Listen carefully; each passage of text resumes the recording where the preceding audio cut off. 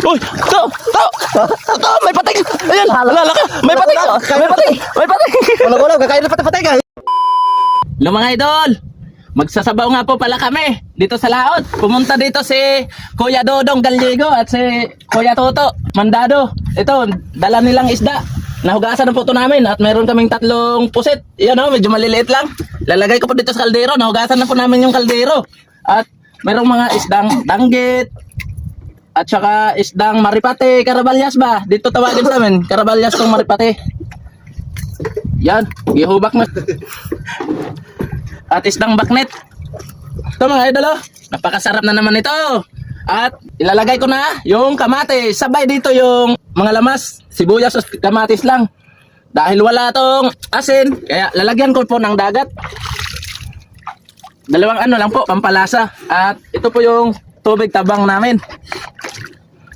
Ito mga idol, kaunti lang po yung sabaw namin kasi wala po kaming dalang asin. Ganyan lang po. Dahil napakasarap na yan. At ito po yung takip. Hugasan natin. Muntik na nalaglag. Ito na, itatakip ko na. Kung nalaglag, walang man takip. At akin na ang sisindihan yung aming kalan mga idol. Sana po ay makapagluto agad kami. Siguro sa mga idol. Kasi yung isa, nagutom na. Ubusin ko Ito mga idol, oh. Ayun, naka-apoy din. Pwede na yung sigarilyo. Ilalagay ko na dito mga idol. Ay, hindi mainit talaga. Ayan, oh. At dahil naka-apoy ng mga idol, ilalagay natin tong ating electric fan. Ito yung special na tapahan.